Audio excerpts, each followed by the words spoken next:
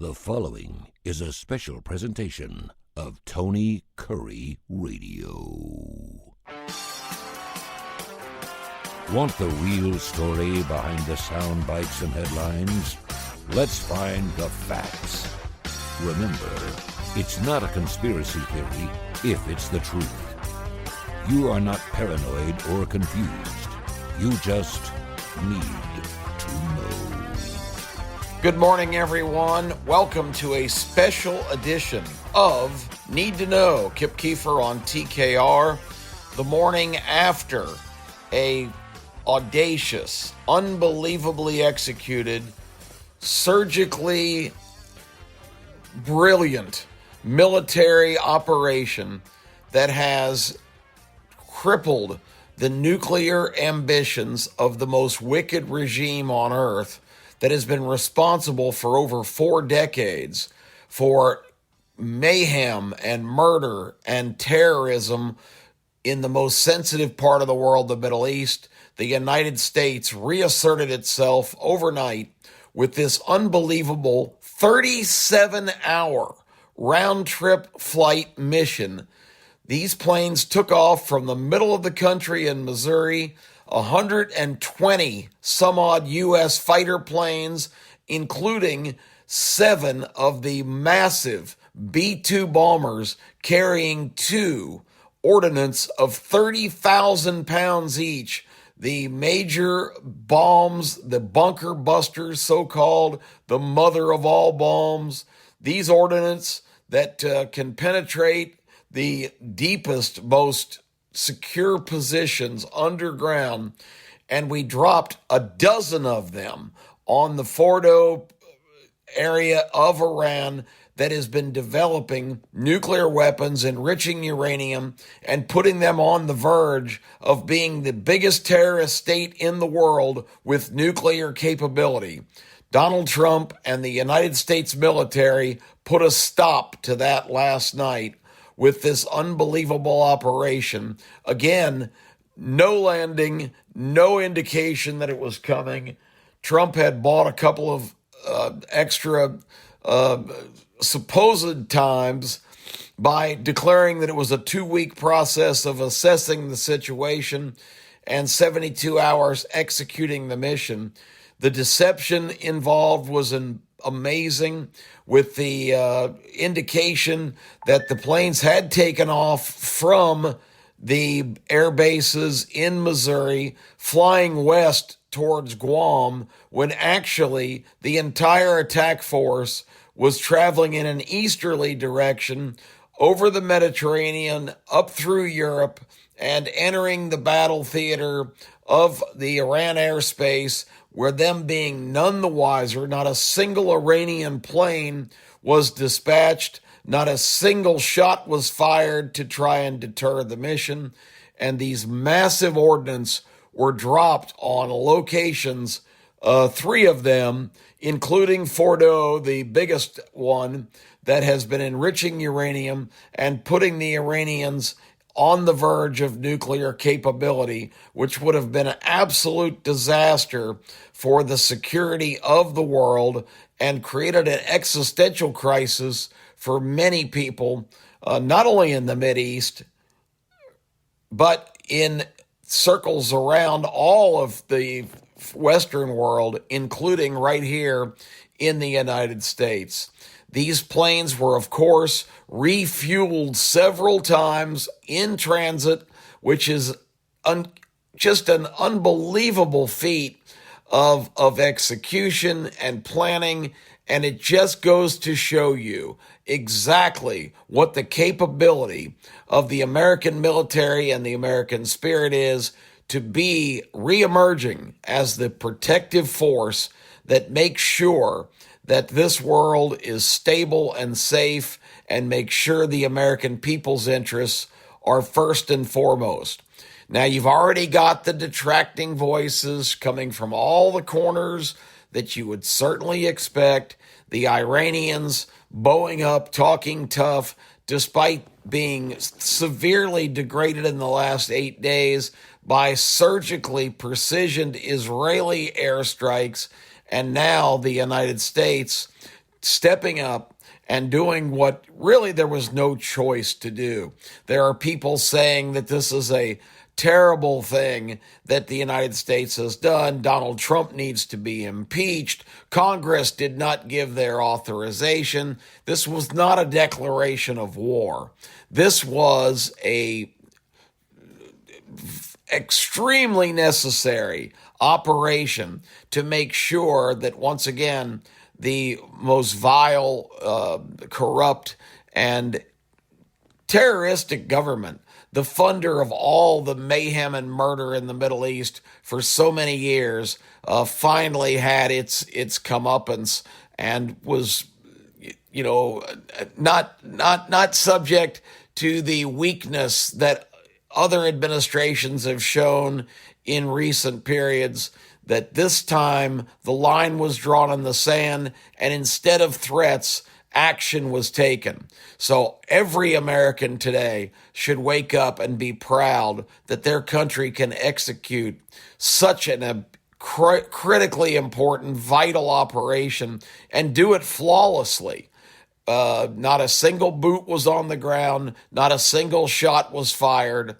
This was an operation that is the thing that legends are made of. So it's glorious news this morning that the capability of Iran to proceed into the territory of having nuclear capability has been completely obliterated this morning by this operation.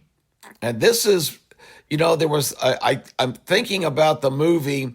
John Wayne did a sequel, of course, to the movie True Grit called Rooster Cogburn, where he starred with the most unlikely of heroines, Katharine Hepburn, late in her career. John Wayne also, of course, very late in his film career.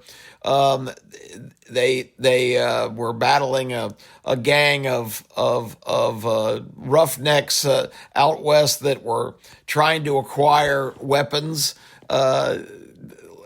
In this particular case, it was a Gatling gun and a bunch of nitroglycerin that John Wayne had gotten to first, and they were actually on a raft. Katharine Hepburn and him and the young man, Native American, who was the other star of the movie, and I don't remember the young man's name, but they were on that raft with the Gatling gun and the nitroglycerin, trying to float it to safety down a rapid river.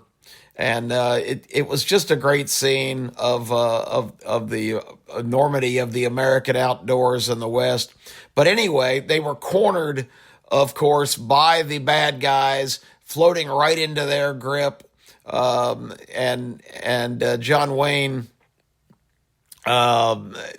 created this great deception. It's very, very reminiscent of this operation, where he laid down out of sight and started easing the crates of nitroglycerin into the water that would float faster down to where the enemy put the ambush was waiting on them. The bad guys were going to just blast the raft and try to take possession of the gun. The Gatling gun actually fell off in the rapids, so they didn't even have that left, only the nitroglycerin. And Katharine Hepburn waved her arms and said, "The marshal is injured and needs medical attention. Please let us proceed." And they could see that the nitroglycerin was in the water, assuming that it had been shaken loose by the rapids being so rough. So they rode up confidently to start to collect that. And John Wayne rises up from his hidden position on the back of the raft, and with his rifle starts blasting the crates, which of course is creating these massive explosions and literally blowing these desperados right out of the water, sending a lot of them airborne. And he's yelling the whole time, "Payback! Payback!" for all of the havoc that they had wrought. That was the thought and the image I had today of the American forces completely decimating this Iranian capability, because this is payback. all the way back to 1979 when this unbelievably unsavory, wicked, evil regime took power by seizing the American embassy in Tehran and holding our diplomats for 444 days hostage till Ronald Reagan came and projected peace through strength and said, those people will be released as I take the oath of office today or else. And they took that to mean the or else was going to be decimation of their country and their regime. And of course, those hostages were returned as Reagan was being sworn in. Now we finally got a leader back in the White House that also projects the strength of America and does not kowtow to terrorist organizations. And we are right back. And I can see Donald Trump in my vision saying, payback, payback for the bombing by Hezbollah, the Iranian-financed proxy army of terrorists of the Beirut Marine headquarters that killed 240 Marines, the over 600 American servicemen who have been murdered by this regime over the years in the Middle East. This is the payback. This is the day of reckoning for this evil regime and the Ayatollahs and this fanatical theocracy that has seized this country that was once a great ally of the United States. And because of the weak leadership of our country, with many of our executives and commanders in chiefs really just coddling this awful regime and allowing them to continue to wreak their havoc on the region and the whole world. It is a glorious day for America and for the Western civilization and people that love peace and freedom, that through strength, you hear, and I've seen some ridiculous tweets about, I didn't vote for war. This is not deploying troops. This is the new way of things, and that basically includes these kind of missions where there's no boots on the ground, there's no American service people put into jeopardy in terms of the operation itself, and it really was a necessary method to go ahead and check the possible nuclearization from a weapons standpoint of this evil empire that had to be taken down, and supporting our great friend and ally in that part of the country that gives us a foothold and stability to keep the peace. Also, don't forget the glorious trip taken by Donald Trump earlier this year, where he went to Saudi Arabia and Qatar and the United Arab Emirates and was received as a conquering hero. The UAE especially rolling out a purple carpet, not a red carpet. The purple carpet is reserved for royalty. So Donald Trump, through all of the efforts over his first administration and now this one, to get some of the most powerful countries economically in the world who have the ability to transform so much of what's been happening to the United States in a negative sense for a long time. This is rallying one of the most vital regions in the world and getting rid of the vile enemy to all peace-loving people in that part of the region and really creating stability. Iran is hailed as the purveyor of mayhem and chaos and murder, and now they have been put in their place by this tremendous operation that the American military has flawlessly executed. And again, props to everybody in the United States military, the amazing job by this administration where there were no leaks that this was coming. This was done in just unbelievable fashion, and it's such an amazing accomplishment I'm waking up this morning, and I want everybody to share my pride in our country, our president of this administration, and these remarkable people in our military. You know, war is different now. This is the major transition to where, you know, we see this ridiculously bloody, endless struggle in Ukraine between the Russian forces and the Ukrainian defenders. And it is the same old kind of World War I, Civil War, Revolutionary War models of armies trying to take little pieces of turf, and the back and forth give and take that is an endless exercise. That kind of war is obsolete now, because what you have is the transition to technology and the amazing things that can be accomplished with modern day tactics. War is going to be fought in secure areas in a technological fashion from now on. The whole, you know, we don't want to get into wars. This is not about coming into a country and trying to overthrow regimes and nation build.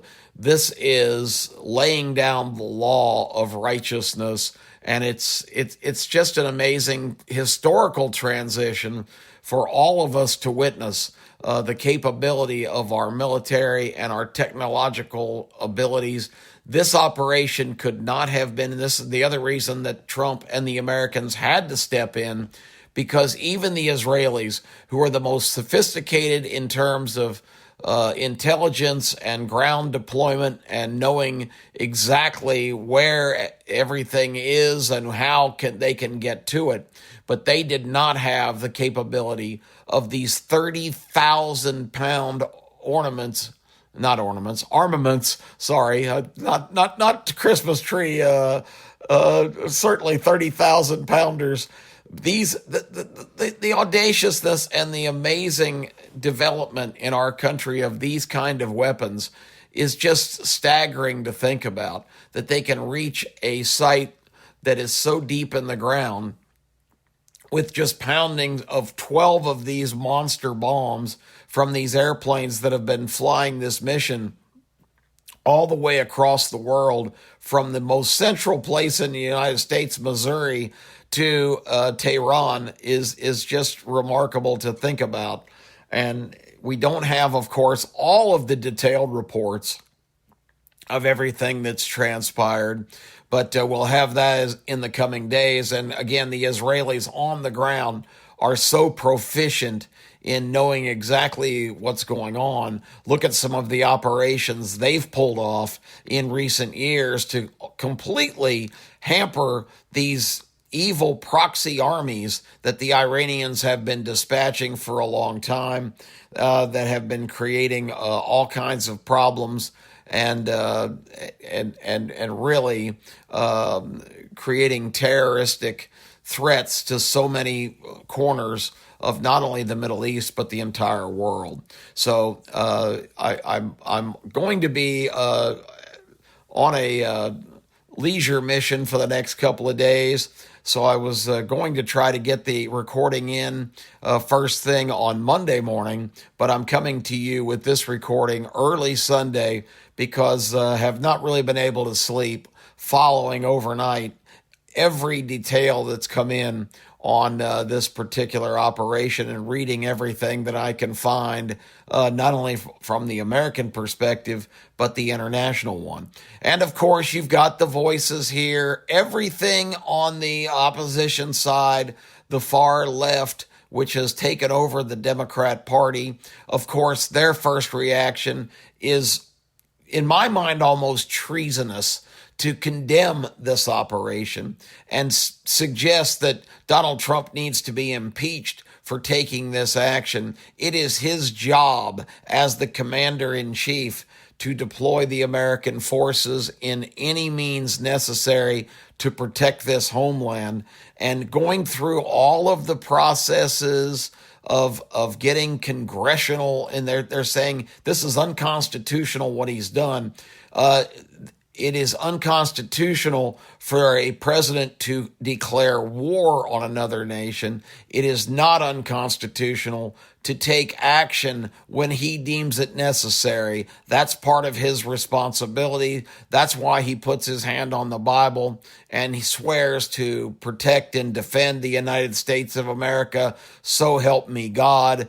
That is exactly what Donald Trump executed overnight with the most amazing military capability that's available to anybody in the world. Nobody else, not a single other nation on earth has this capability to pull off this operation.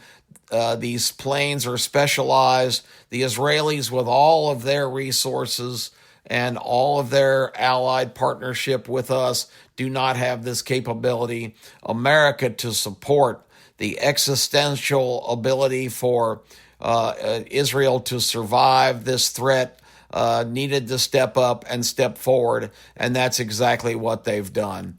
The Democrats will try and politicize everything, and again, they have no policies. They had weak administrations that not only did not do anything to check this, but did everything to bolster this regime and give them the capability to be in this position where they were on the verge of having nuclear weapons.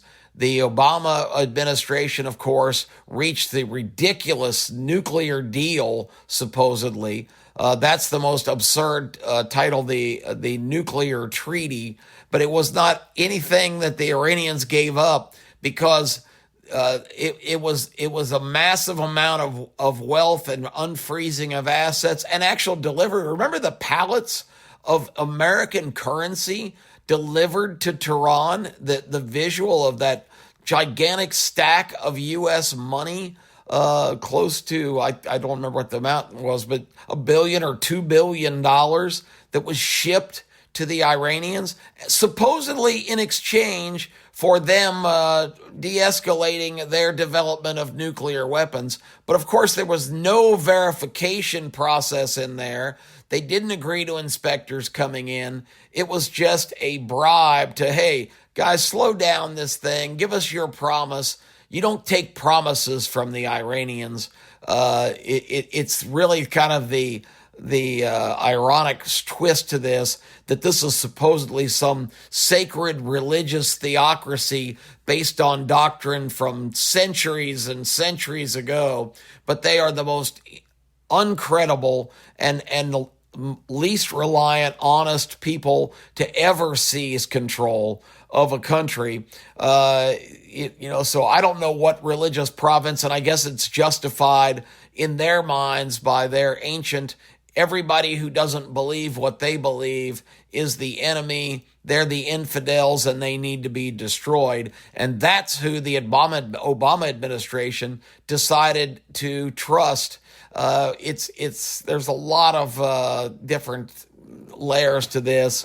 The Obama administration's belief that American colonialism is the evil equivalent, which the Americans have done.